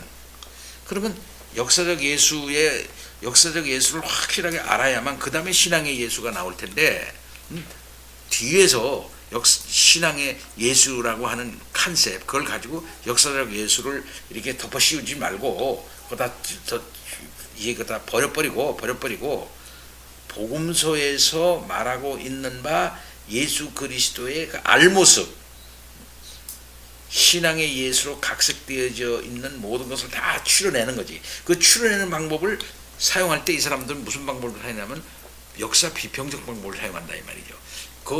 요거는 믿을 수가 없어요. 요거는 너무 신학적이니까 믿을 수가 없어. 그러니까 가장 못 믿을 게 뭐예요? 신학적인 그걸 못 믿겠죠. 그러니까 가장 못 믿을 거니까 요한복음을 못 믿는 거예요. 요한복음은 다 신학 아니야. 거의 신학이 많이 들어가 있잖아. 첫 번부터 들어가 있잖아요. 말씀이 하나님과 함께 있었다. 말씀은 로고스다. 응? 그래가지고서는 그거부터 신학이다. 이건 말도 안 되는 소리야. 그걸 다 잘라버린단 말이야. 그래서 진정한 예수의 그 실체적인 알모습을 찾으려고 그러니까 역사 비평적인 방법을 사용하니까 지난번에 제가 얘기한 것처럼 그 중에 불투만 같은 사람은 복음서를 가지고 예수를 얘기할 수가 없다. 복음서만 가지고는 예수의 일생을 구성할 수가 없다. 이렇게 결론을 내렸단 말이죠. 그러니까 복음서만 가지고는 예수가 어떤 분인지 모른다 이거예요. 한마디 말해서. 왜 그러면 다 각색되어졌다 이거지. 신앙의 예수로 덮어 씌워진 그런 것이다 이거지.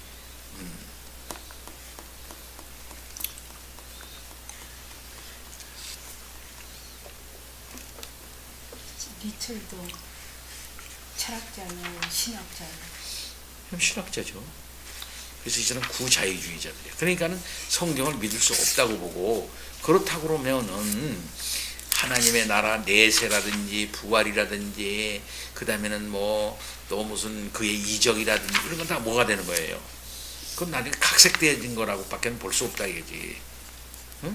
아니 어떻게 인간이 어떻게 인간인데 어떻게 바다를 걸을 수가 있겠으며 오병이어를 어떻게 행할 수가 있겠나? 그건 거짓말이다 이게. 각색되어진 거다 이게. 덧붙여진 거다 이거지. 그 예수의 신적인 존재와 그 능력을 드러내고자 하는 초대교회, 특별히 사도들의 생각이 들어간 거다 이거지. 그러니까 우리가 믿는 예수는 이렇게 훌륭한 분이야라고 신화화시킨 것이다 이거지. 그건 못 믿을 거라는 거. 그런 거 다 빼버리는 거죠. 응? 다 빼버리고. 그러면 뭐만 믿을 수가 있겠느냐? 예수가 그러면 하나님의 아들이고 그거 관계없이 그가 이적을 행했느냐 그거 관계없이 그래서 착하게 살라고 그랬잖냐. 에? 오른밤을 내면 왼밤까지 되라고 그러고 오리를 가자 그러면 십리까지 가지고 말이야. 얼마나 좋냐 이 도덕이. 응? 그리고 남이 자기가 대접받고 싶어하는 대로 너도 대접해 주라. 얼마나 좋냐. 이렇게 되면 좋은 세상 오지 않겠느냐. 굉장히 도덕적이고 윤리적이고 좋은 세상이 오지 않겠느냐. 이걸 말하는 거지 뭐 그 더 이상 뭐가 있겠느냐 이거지. 그러니까 예수는 하나님께서 이 땅에 보내신 마지막 날 종말론, 여기 종말론이 없겠죠. 그러니까 마지막 날 종말적으로 보내신 하나님의 아들로서 구원자다라고 하는 이런 개념이 없죠. 바로 그 예수를 온전히 붙잡아야만, 믿어야만, 그와 연합해야만 산다 하는 이런 어떤, 저희가 그 사람들 강조하겠어요? 안 강조하겠어요? 강조하는 거죠. 그러니까 예수님의 교훈 중에서 아주 그 윤리적 교훈 같은 거 이런 것들을 보고 아 이렇게 하면 좋은 세상 오겠다. 이렇게 하면 인간 세상이 좀 밝아지겠다. 이렇게 하면 정말 부정부패 없어지고 도덕적 세상, 훌륭한 세상이 오지 않겠느냐. 이것만 생각하는 것이다. 그 사람들은 뭡니까? 부활, 내세, 재림 이거에 대해서 관심이 있어요 없어요? 신학조차도 그건 다 각색된 거라고 보는 거예요. 신학자라고 하지 말아야 되잖아요. 그 자익은 후자유주라고 그래요. 그래가지고 그런 신학에 대해서 우리 측에 있는 그레션 매첸 박사가 요즘 새로 번역됐지만 그레션 매첸 박사가 책을 쓴 거 아니야. 응? 자유주의는 기독교가 아니다. 응? 자유주의는 기독교가 아니다 이거야. 그 책에서. 그렇습니다. 훌륭한 책이죠. 이렇게 그렇죠. 신앙을 제대로 하는 사람이 많지가 않고. 이것은 그만큼 그러니까 그 합리주의, 계몽주의, 합리주의 그 사조가 서양을 휩쓸면서 결국에는 신학자들마저도 그 어떤 합리적 이성에 의해서 신학을 하려고 하는 그 결과로 나타난 모습들이죠. 그러니까 결국은 하나님의 계시가 가지고 있는 그 신적 권위 인정 안 하잖아요. 그리고 성경이 영감된 하나님의 말씀이다라는 거 인정 안 하죠. 그렇기 때문에 우리의 모든 사고와 사유와 그 다음에 행동과 윤리의 기본적인 표준이며 구원의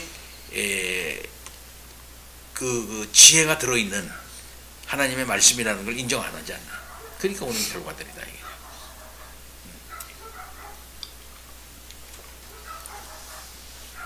조금 더 읽어줄까요? 종교와 기독교를 윤리적 실천적으로 정당화하는 이러한 방법론은 많은 장점을 갖고 있다. 종교와 인간의 도덕적 필요 사이에 존재하는 관련성은 대단히 의미심장한 것이다. 사람의 마음과 양심을 만족시키는 것은 종교의 증표이자 멜루간이다. 비탄과 슬픔의 때, 삶과 죽음의 기로에서 위로가 되지 못하고 병상에서와 임종시에 할 말이 없는 종교, 의심하는 이들에게 용기를 주지 못하고 좌절한 이들을 일으켜 세우지도 못하는 종교는 그 이름을 가질 자격이 없다. 흔히 하는 것처럼 진리와 위로는 서로 상반되는 것이라고 주장하는 것은 종교가 아니다. 위로를 담고 있지 않는 진리, 인간의 종교적 윤리적 삶과 무관한 진리는 바로 그 점에서 더 이상 종교적인 진리일 수가 없다. 의학의 다양한 전문 분야들이 환자의 치료라는 하나의 목표를 지향하는 것처럼 사람들은 종교에서 평안과 구원을 찾을 권리가 있다. 이것이 윤리적 심리학적 방법론의 강점이다. 여기서 종교를 평가하는 기준은 사람의 마음을 만족시키고 책임감과 불안에 시달리는 영혼에게 얼마만큼의 위로와 위안을 제공할 수 있는가 하는 것이다. 근데 이걸로 끝나는 건 아니죠. 그죠? 여기에서 인간의 위로와 인간의 평안을 제공하는 것만이 우리 기독교의 진정한 목적이냐 이게요. 네. 이거는 인간 중심적이죠. 일단 넘어갑니다. 계속 또 우리는 종교가 마땅히 위안을 제공해야 한다는 점을 사실로 인정한다. 하지만 반대로 그것이 종교의 참됨을 증명하지는 않는다. 사실상 모든 종교가 어느 정도의 위로와 만족은 제공할 수 있다. 비참과 재책, 의심과 확신, 인내와 소망에 대한 경험은 그리스도인들 뿐만 아니라 정도의 차이는 있겠지만 이슬람 교도와 불교도들에게도 있다. 리첼과 다른 이들은 신학을 모든 형이상학과 근원적인 구원사적 사실들로 더 단절시킴으로써 종교를 주관화하여 우리를 위한 실용적 도덕적 유용성으로 축소해버린다. 그러나 종교적 윤리적 경험과 평가가 그 대상의 참됨을 보정하지 못한다. 가치는 참됨과 동일하지 않다.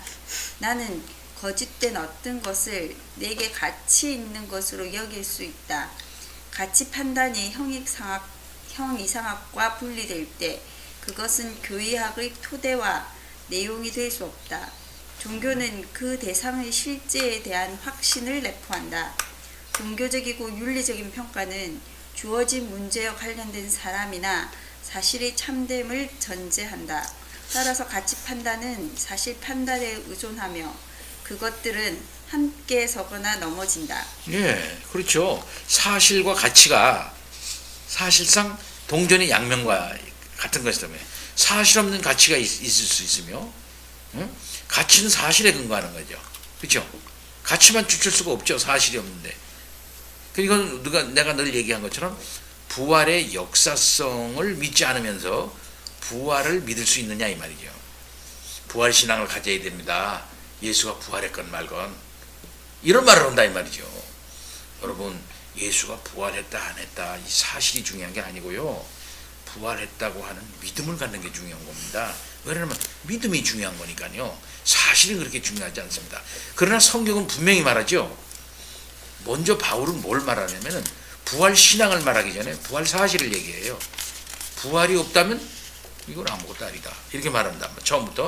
그래서 그 부활은 부활하셔가지고서 죽은 게 확실하고 말씀하신 대로 돌아가셨고 말씀하신 대로 그 부활하셨고 부활하신 다음에 많은 문도에게 보냈고 심지어 만삭되지 못한 나에게까지도 보였다. 부활이 없다면 예수도 부활을 못한 것이다. 부활이 없다면 우린 거짓말쟁이다. 부활은 사실이다. 역사적 사실을 먼저 얘기하죠.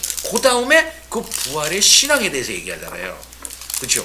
그러니까 부활의 신앙은 부활의 사실에 근거하고 있다고 성경은 분명히 얘기하고 있는데, 사실보다 중요한 것이 가치가 중요하다.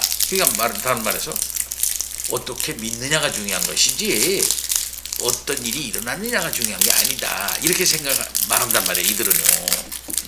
그거는 성립이 안 된다 이거죠.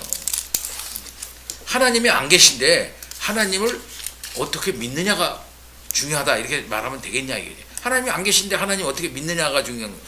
왜? 종교가 중요한 거니까. 하나님이 계신 건 계시나 안 계시나 안 계시나 계신다고 믿는 게 좋은 거 아니겠어? 그러니까 사무엘 베케트의 고도가 뭔지는 몰라. 고도가 뭔지도 모르고 고도의 본질이 아무것도 몰라. 그러나 뭘 기다리니까 고도 기다려요. 고도가 뭔데? 뭔도 모르는데 기다려요. 뭔가 기다린다. 계속 기다리는. 뭘 기다리는지도 모르는데 기다린대. 이런 거 똑같다 이게요. 그러면 소망을 갖는 게 중요한 거 아니겠습니까? 어떻게 되든지 뭘든지 모르지만 소망이라는 그런 걸 가지고 사는 게 좋은 거 아니겠습니까? 인간은요. 종교는 그거지 이거 다른 거 아니에요. 이렇게 말한단 말이에요. 그러니까 이게 다른 거예요. 사실 없는 가치. 그러면 남편이 없는데 계속 남편 오는 걸 기다려. 어디서 온 거 아닙니까? 남편이 없는데 저 사람 남편 오는 걸 계속 기다리는 거야. 오시겠지. 남편 없는데 아무래도 안 와 그 양반은. 근데 우리의 믿음은 사실에 근거하고 있다 이거지. 그렇기 때문에 실제다 이거죠. 그죠? 예수가 마지막 날에 오시죠. 오신 그분은 뭐야? 분명히 말했습니다. 사도행전에 올라가신 그분이 오신다는 거죠. 응? 올라가셨던 그분, 오셨던 그분이 오시는 거야. 그러니까 이게 중요한 거예요. 그래서 가치 판단은 사실 판단에 의존하며 그것들은 함께 서거나 넘어진다. 그래서 조금 더 해주세요. 대상에 대한 판단이 그 실제에 근거하지 않는다면 그것은 환상이나 상상의 산물 또는 이상을 형상화한 것에 불과할 것이다. 사람들이 인지하는 필요를 찾아 그것을 만족시키는 것만으로는 충분하지 않다. 하나님, 자유, 불멸의 실제를 실천적 도덕적 이성에서 돌출하려는 노력은 우리 안에 있는 선을 증명하려는 것에 불과하다. 결국 여기서 산출되는 것은 주관적인 출발점 자체에 이미 들어있던 것이다. 종교적 지식은 개인의 종교적 주장이 갖는 도덕적 가치에서 발견된다. 또한 우리는 사람들이 복음을 받아들일 준비가 되었음을 지나치게 강조하지 않도록 주의해야 한다. 아우구스티누스의 말을 바꾸어 표현하자면 우리는 하나님을 위해 창조되었고 우리의 마음속에는 그분을 향한 갈망이 있다. 그럼에도 현실 세계에서 기독교를 향한 영혼의 무의식적 동경을 보여주는 징후 같은 것은 거의 발견할 수 없다. 복음은 종종 속박으로부터의 해방으로서 기쁨으로 받아들여지기도 하지만 성교의 역사는 사람들이 복음을 위해 그처럼 준비되어 있는 경우가 거의 없다는 사실을 보여준다. 네. 복음은 본성적으로 인간의 취향이 아니며 마치 사람이 그러한 필요를 미리 상상이라도 하고 있었던 것처럼 그들의 필요에 쉽사리 부합하는 것도 아니다. 사람은 계시를 벗어나서는 자기 자신도 자신의 참된 필요도 알지 못한다. 중요하죠, 이거. 우리의 주장이야. 사람은 계시를 벗어나서는 자기 자신도 자기의 참된 필요도 알지 못해. 계속. 기독교가 인간의 필요성에 상응한다는 자주 되풀이되는 주장이 한편으로는 진실을 담고 있지만 다른 한편으로는 진리를 사람의 본성에 맞추어 재단하는 심각한 위험을 그 안에 품고 있다. 진리는 너무도 신적이어서 오히려 참으로 인간적이라는 명제는 자칫하면 진리가 인간적이기 때문에 신적일 수도 있다는 진술로 뒤집혀버린다. 설교가 예루살렘의 가슴에 호소하기보다 오히려 아첨하는 일은 기독교 강단에서도 그리 드물지 않다. 종교적 경험이란 인간이 감지하는 필요를 표현한 것에 불과하며 기독교의 진리에 대한 충분한 증거가 될 수 없다.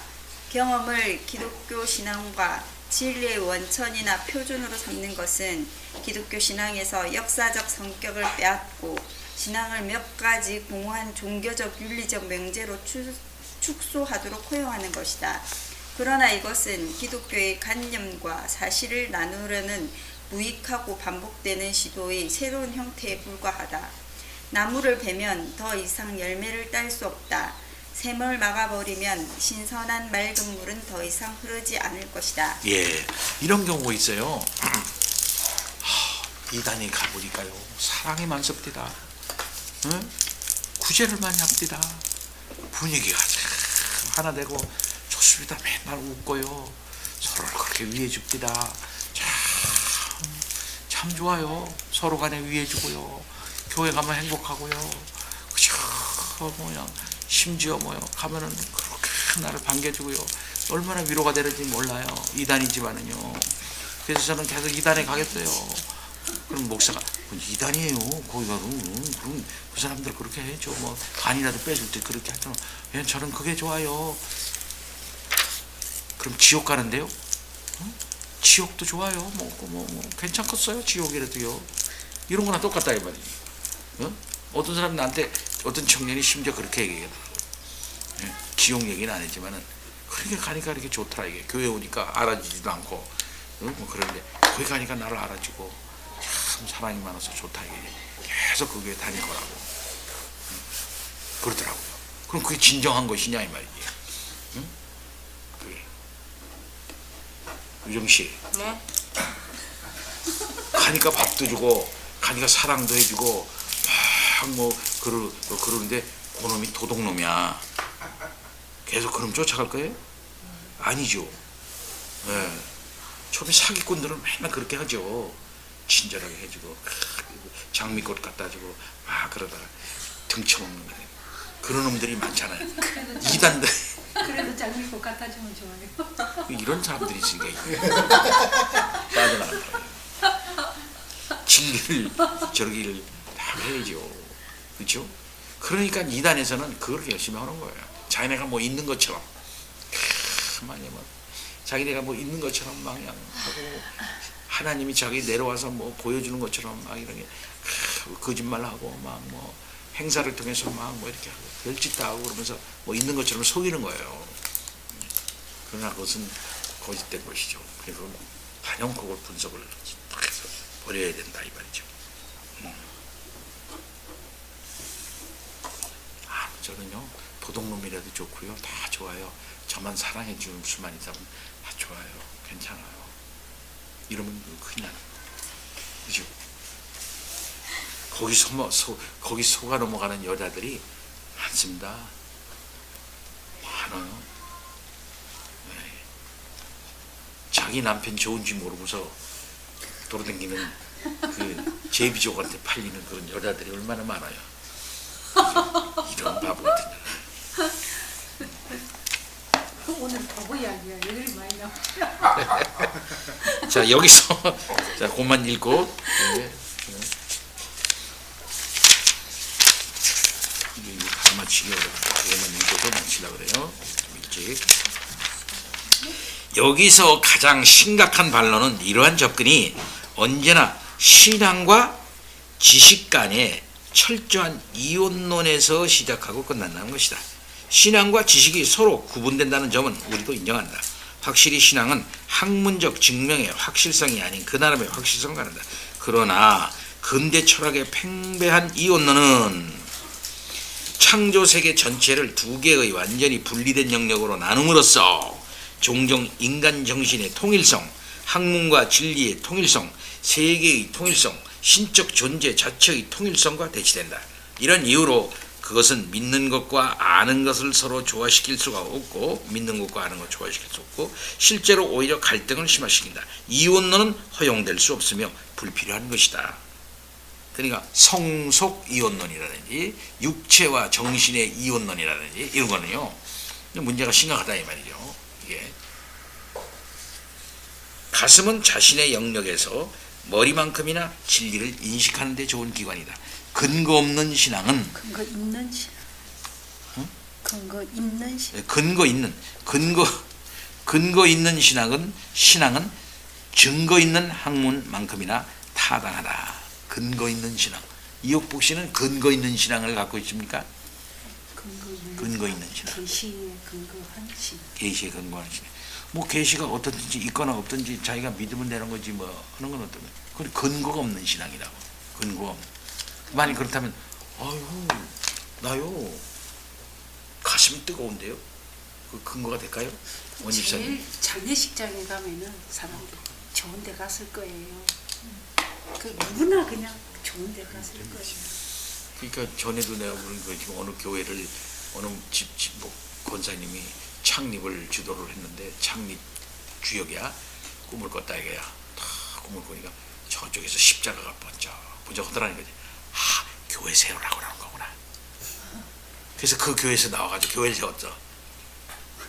그게 바른 걸까요?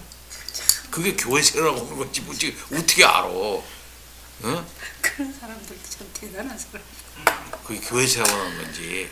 응? 그게 맨날 자고 일어나고 꿈을 이야기하느라고. 그게 교회에서 그래가지고 자기네 섬기던 게 딱 뒤치고 나가지고 어느 구석에 가서 교회를 세웠다 이거야.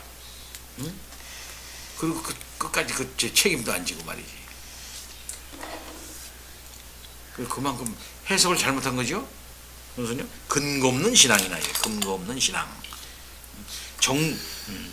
인간 정신의 통일성은 그러한 분리에 반발하여 그러한 분리가 취하는 갖가지 형태는 그것이 자의적이라는 반증이다. 그것이 자의적이라는 반증이다. 무엇보다도 기독교 역사적 내용은 종교적 경험으로 축소될 수 없는 객관성을 갖는다. 기독교 역사의 역사적 내용은 종교적 경험으로 축소될 수 없는 객관성을 갖는다. 예수 그리스도의 성육신을 우리가 체험할 수 있을까요? 체험. 그분만이. 네. 그분. 예수 그리스도의 십자가의 죽음과 부활을 실제로 우리가 실제적 차원에서 우리가 육체적 차원에서 의미상으로는 우리가 그렇게 할 수 있는 것 신앙이 육체적 차원에서 우리가 경험할 수 있는 것인가요? 할 수 없는 겁니다. 구원은 거짓으로부터의 해방과 진리의 발견을 포함한다. 객관적 종교는 주관적 종교의 산물이 아니라 신적 계시를 통해 주어지는 것이다. 예. 그래서 교인은 객관적 종교를 중요하죠. 교인은 정신적 경험에 대한 상징적 해석이 아니라 정신적 어떤 경험에 대한 상징적 해석이 아니라 하나님이 그분의 말씀을 통해 주신 진리의 표현이다. 중요한 거죠.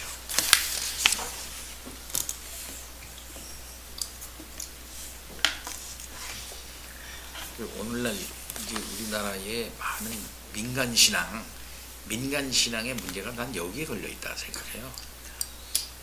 뭐만 좀 얘기하면 기독교 외에 제대로 된 계시에 근거한 기독교 외에는 다 그런 그렇죠. 기독교 안에서도 기독교하고 그건 안 해서 그러면서 탈을 쓰고 이게 자기네가 보통 그 주변에서도 보면 어떤 일을 결정할 때에 내가 기도를 해보고 결정할게 이러면 기도해보고 해보겠다. 네, 그럼 기도를 하면 하나님께서 나에게 응답해 주시기 안 됐느냐. 그렇게 하라고 하신다고. 그렇죠. 그래서 그거 이제 뭐 자기의 뭐 아침에 성경을 이렇게 보면서 말씀으로도 응답을 해주셔. 그렇죠. 이렇게 해가지고 이미 자기 마음속으로는 그것들이 다 보기에 좋기 때문에 결정을 해놓고 이렇게 합리화를 시키면서 그것들이 그렇죠. 하나님의 말씀. 제가 가지고 있는 책, 쓸만한 책 중에 하나가 뭐냐면 하나님의 뜻과 인간의 뭐 결정인가 뭐 그런 뜻이 그런 책이 있는데 굉장히 유명한 책이에요. 근데 그쪽에서 주장하는 핵심은 뭐냐면 하나님의 뜻이 뭡니까? 하나님의 뜻이 요게 하나님의 뜻입니다. A다 하나님의 뜻이다. B가 하나님의 뜻이다. 그렇게 하나님이 가르쳐 주느냐? 그렇게 가르쳐 주지 않고 네가 선택하는 게 하나님의 뜻이야. 네가 선택하도록 해 하나님의 뜻을.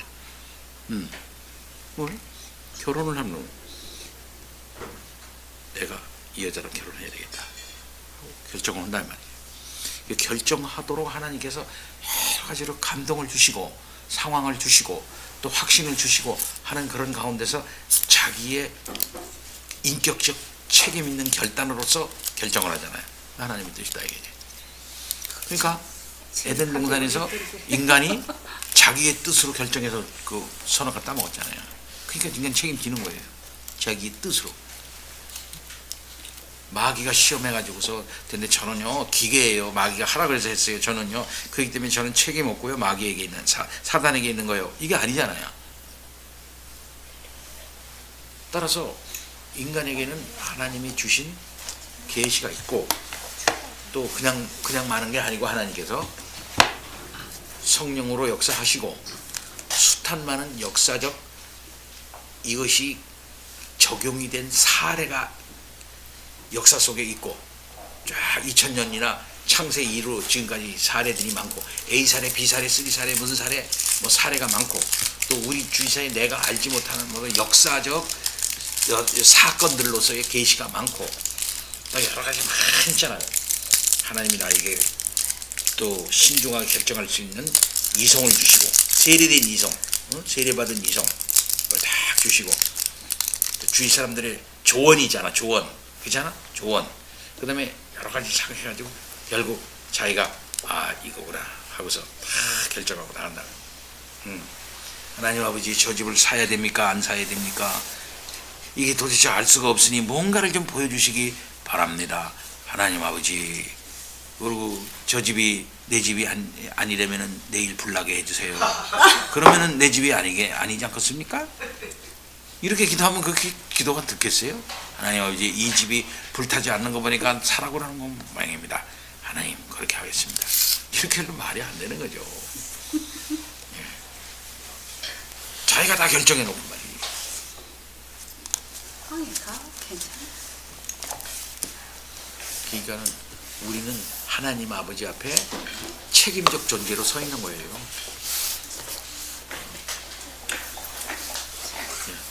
반복해서 다시 말하면 역사적 사실과 신학적 믿음을 분리할 수 없다. 우리는 부활한 예수가 역사성을 믿고 그분에 대한 부활을 믿기 때문에 우리도 그와 같이 부활할 줄을 믿는다.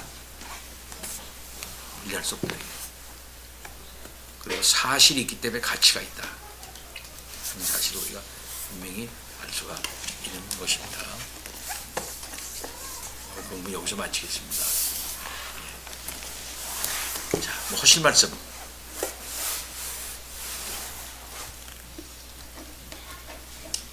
하실 말씀 있어요? 지금 이단들이 난리를 치고 있어요. 신천지 이단이 그냥 무슨 시험이 90% 이상 합격을 해야 합격을 시켜준다 그래. 엄청나게 많이.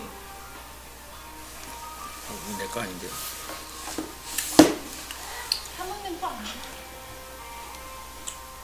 가방 속에 있어. 엄마 거네, 엄마 거. 이거 좀 열어봐. 그들이 엄청나게 학습을 하고 있어요. 나름 지금. 근데 잘못된 신학을 배우고 있단 말이죠. 우리 정말 이제 우리 한국 교회가 제대로 다시 배워야 할 필요가 있다. 고백적 신앙, 특별히 정통적인 개혁주의 이 고백적 신앙을 다시 배워서 뚜렷한 근거가 있는 신앙을 갖는, 그래서 자기 주관적이고 체험적인 신앙을 이렇게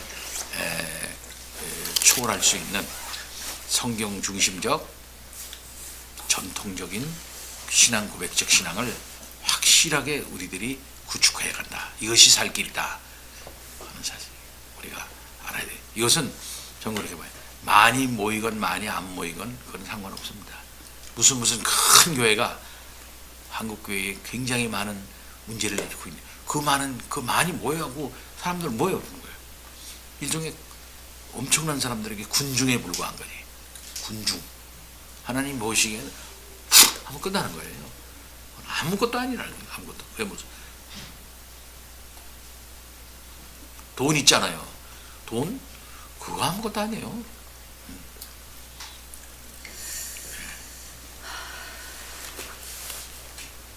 우리가 그걸 알고 본질에 충실하는 우리들이 되어야 되고 있습니다. 다 같이 기도합니다. 하나님 아버지, 참 감사합니다. 주께서 베풀어 주신 놀라운 진리의 세계를 우리들이 바라봅니다. 계시에 근거하지 않는, 계시를 의존하지 않는 신학은 잘못된 것입니다. 또한 그 모든 것들은 사실에 근거합니다. 하나님이 실제로 존재합니다. 실제하시는 그분이 계시하여 주셨습니다. 창조를 통해서 당신의 신성을 드러내셨습니다.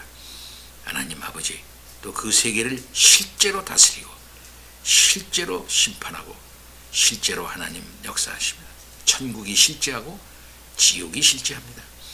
아버지 하나님, 하나님이 내신 모든 창조 세계, 이 물질 세계 속에서 하나님이 실제적으로 살아계시며 역사하시고 운행하고 계십니다.